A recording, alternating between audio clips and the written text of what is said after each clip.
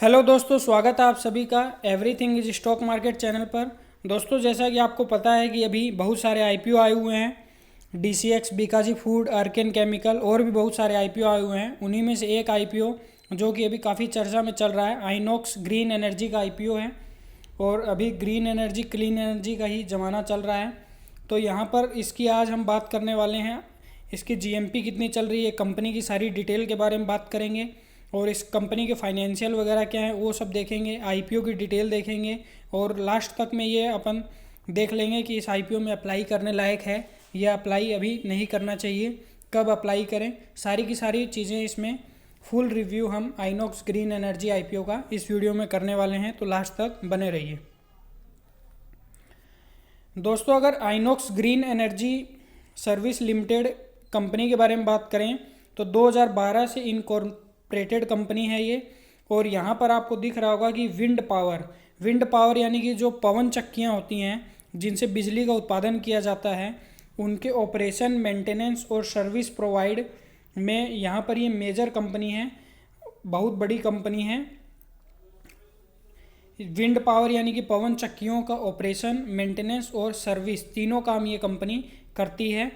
और यहाँ कंपनी के बारे में और आगे बात करें तो यहाँ पर आप देखेंगे 31 मार्च 2022 तक company has a team 393 employ including manager, 393 लगभग इनके कर्मचारी हैं। और द कंपनी प्रेजेंस, ये कंपनी का जो प्रेजेंस है वो गुजरात, राजस्थान, महाराष्ट्र, मध्य प्रदेश, कर्नाटक, आंध्र प्रदेश, केरला और तमिलनाडु यानी कि भारत के बहुत सारे हिस्सों में इस कंपनी का प्रेजेंस है। तो जो पवन चक्कियाँ होती हैं जिनसे बिजली का उत्पादन किया जाता है, उनका अभी अच्छा खासा डिमांड है, क्योंकि ग्रीन एनर्जी का भी अभी डिमांड है पोल्यूशन के कारण।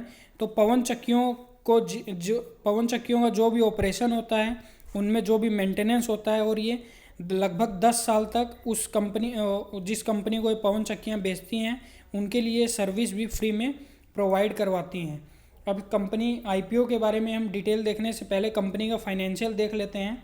तो फाइनेंशियल आप यहाँ पर देखेंगे तो कंपनी बिफोर आफ्टर टैक्स के बाद 1.68 करोड़ के प्रॉफिट में 2020 में थी, लेकिन 2021 में -27 के प्रॉफिट में आ गई और -4 का यहाँ पर 2022 में प्रॉफिट था, यानी कि माइनस है तो वो लॉस ही गिना जाएगा। और नेटवर्थ भी इस कंपनी की कम हो गई और यहाँ पर कर्जा भी इसके ऊपर बढ़ा 2021 तक। बाद में कंपनी ने थोड़ा कर्जा कम किया। तो यहाँ पर जो इनका कमाई है वो लगातार घटती जा रही है, माइनस में ही कमाई आ रही है। तो फाइनेंशियल थोड़े अभी अच्छे नहीं लग रहे हैं। अब कंपनी के आईपीओ की बात करते हैं। दोस्तों, फाइनेंशियल देखने से ये होता है कि हम लॉन्ग टर्म में और शॉर्ट टर्म में कंपनी में अप्लाई करें कि नहीं। तो अगर मैं अपना यहाँ पर व्यू बताऊँ आपको, तो मैं इसमें लॉन्ग टर्म के लिए तो अभी नहीं जाने वाला हूँ, क्योंकि लॉन्ग टर्म के लिए मैं इसको अवॉइड करने वाला हूँ, क्योंकि कंपनी के फाइनेंशियल अच्छे नहीं हैं, इसीलिए मैं लॉन्ग टर्म के लिए नहीं जाने वाला हूँ। अब शॉर्ट टर्म की भी बात कर लेते हैं, तो उससे पहले आईपीओ की डिटेल देख लेते हैं। आईपीओ इस कंपनी का 11 नवंबर 2022 से ओपन हो चुका है और 15 नवंबर 2022 तक इसका आईपीओ ओपन रहने वाला है। 3 दिन के लिए आईपीओ ओपन होता है, लेकिन इसमें बीच में 2 दिन सैटरडे और संडे की छुट्टी आ जा रही है, तो आईपीओ 5 दिन का यहाँ पर चल रहा है। प्राइस बैंड काफ़ी छोटा रखा गया है, 61 रुपये से 65 रुपये तक का, और फेस वैल्यू 10 की रखी गई है। तो भविष्य में स्प्लिट भी आपको मिल सकता है। 230 शेयर का इसका एक लॉट आपको खरीदना पड़ेगा कम से कम, यदि आईपीओ में आप अप्लाई करते हैं तो। और आईपीओ का जो इशू साइज है वो 740 करोड़ रुपए का है, जिसमें से फ्रेश इशू 370 करोड़ रुपए का है और ऑफर फॉर सेल भी 370 करोड़ रुपए की है। आईपीओ की डिटेल ये है कि 11 से 15 नवंबर तक आईपीओ ओपन रहेगा। अलॉटमेंट आपको 18 तारीख को पता चल जाएगी आपको आईपीओ मिला है कि नहीं, और जो रिफंड है आपका पैसा वो 21 तारीख को आपके खाते में वापस आ जाएगा अगर आईपीओ नहीं मिलता है तो। और आईपीओ मिलता है तो 22 तारीख को आपको शेयर अलॉट हो जाएंगे और 23 नवंबर को इस कंपनी की लिस्टिंग है। तो लगभग यहाँ पर 11 से 12 दिन का समय पूरा लगने वाला है।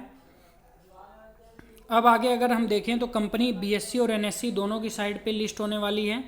और यहाँ पर कंपनी के जो प्रमोटर हैं वो INOX wind limited is the company promoter है। आइनॉक्स विंड लिमिटेड इस कंपनी की प्रमोटर है। रिटेल कैटेगरी में 14,950 रुपये का कम से कम आप आईपीओ ले सकते हैं और 1,94,000 का रिटेल कैटेगरी में आप ज़्यादा से ज़्यादा खरीद सकते हैं। कंपनी की जो शेयर होल्डिंग पैटर्न है वो आईपीओ आने से पहले लगभग 94% शेयर प्रमोटर के पास हैं और आईपीओ के बाद वो 56% रह जाएंगे। अब ये हो गई आईपीओ की सारी डिटेल। अब यहाँ पर 11 तारीख को जब आईपीओ ओपन हुआ था तो कुछ खास सब्सक्राइब नहीं हुआ, क्योंकि कंपनी के फाइनेंशियल थोड़े ढीले नज़र आ रहे हैं। क्यूआईबी ने 0.47 गुना खरीदारी की, एनआईआई कुछ खासे इंटरेस्टेड नहीं है, रिटेल वालों ने ही थोड़ा 1 गुना सब्सक्राइब यहाँ पर किया है। तो टोटल फर्स्ट दिन सब्सक्राइबर की बात करें तो 0.46 गुना सब्सक्राइब ये आईपीओ हुआ है। तो अब हम अपनी बात कर लेते हैं।